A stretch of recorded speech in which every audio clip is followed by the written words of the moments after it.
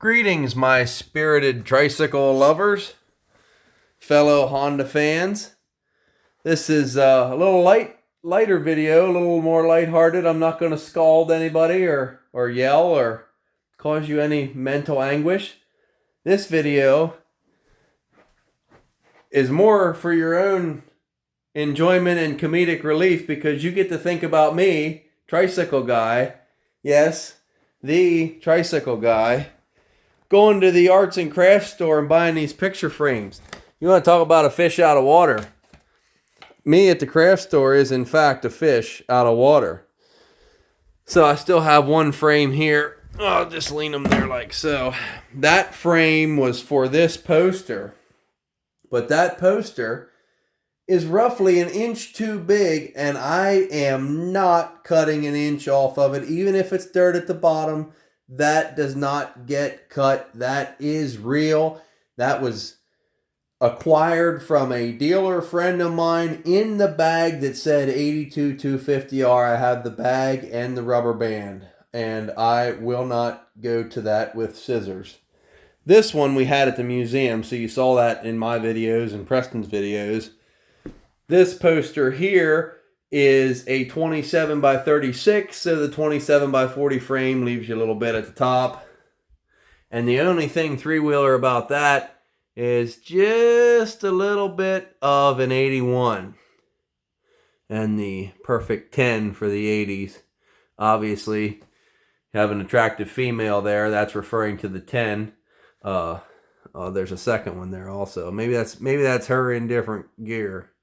But anyway, I got a second duplicate. I might pass that off to Blue Line so he can repop that, and you can have one of your very own for your man cave. So I got this one. I got the spare frame. I got the perfect 10 for the 80s. That Blue Line informed me when he was here that is a knockoff. That's a repop. Now this, however, I believe is a stock factory Honda image. You can see it's a little smaller than the frame. This I'd like to get autographed by the remaining members of Team Honda. I know Sundall's alive. I know Sparks is alive. Wes McCoy is alive. Mike Coe, he was at the Pine Lake Legends race here a couple years ago for the 50th. I wasn't. But it would be cool to have that autograph because that's like a real Honda deal. So that's a cool piece. In a fancy schmancy frame. Look, I mean, I'm telling you, cultured and class here at the Tricycle Archives. All this stuff is just kind of en route to the secret underground ATC lair. This one here was featured when Preston was here, and it's got an autograph to Mike Coe. So that's a Honda poster. Well, I'm getting a heck of a lot of reflection. Jeez, look at that. Oh, dang. Cheap junk. I tell you, for what they charge, these things, daggone craft store nonsense. This one is a kind of the family thing. It was getting pretty late in 86. ATVs, not ATCs. But probably in other videos, all this stuff has come up, so you know I have it. But now it's all fancy and framed. There's the 85 lineup. So I got the 85 lineup, the 86 lineup. And they are real Honda posters. I found them on eBay. So that's them. And I have the maintenance poster in the underground ATC layer and a Dunlop tire chart. It's also framed. And the brochure collage that I made for the museum exhibit. And these little tasty morsels just came in the mail.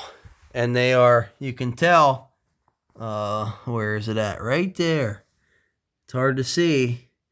That is a reflector, and they were necessary for our friends to the north.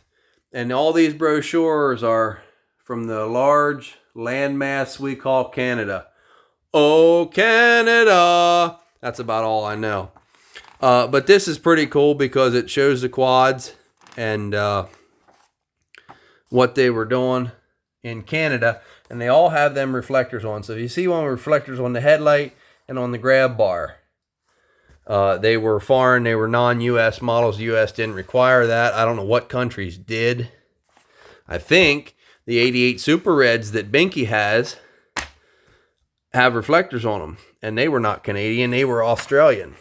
But just some cool literature here. There's the Canadian wagon. They really push that hard because, duh, they can. And they're a pretty neat little accessory piece. Now, this is an 87 Big Red brochure. Oh, I guess it's both. But these Big Reds have a weird tire on them in Canada. Kind of a big V-bar, and I actually have one of them. I think it's an NOS. It's actually in real good shape. It almost has to be NOS. I haven't looked at it in a couple days. But specs and, you know, some of the other options and stuff. Talking about the mud flaps and the cover. The wagon again. And here is the 3N four-wheeler for 86.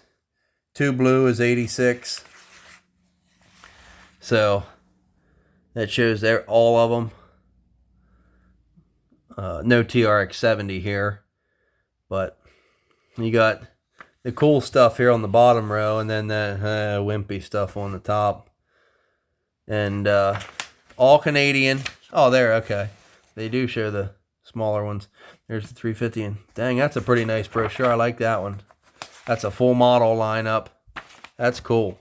Okay, so going to this. I have one of these over in the research laboratory. I bought probably a year or so ago, but this was just in with the lot.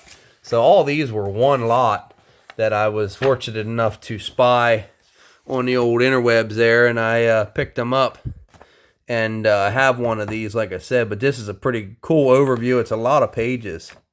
Goes through a lot of different models. There's some Big Red stuff, some ice racing, air-cooled R stuff. Not sure why an 81 250R is featured next to an 85 Big Red, and then you turn the page and you got an 85R. But Canada really pushing that wagon, and I really want to find one of them. I know Preston has one, Binky has one. There's some have been brought down here. I would love that for the back of my 84 in the underground ATC layer, because I got the NOS plow and some other accessories, and I think that would just kind of tie it all together. But this is a really, really informative. You got the spec list for everything, and covers just about all of it. This here, that's a rare accessory. That's a block heater. Apparently it goes underneath the engine. You plug it in. You know, you diesel owners know what a block heater is. But I guess it would heat up the aluminum cases of the three-wheeler and keep the oil thin enough that it would flow good. And there, of course, is the wagon again, if I could get the glare off of it. I'm not a cameraman. I'm a tricycle enthusiast, and it shows. So now, I showed you all that in the posters. This fancy little pamphlet. It's a lot of motorcycle stuff. But if I can get her unfurled here, we'll see what we got.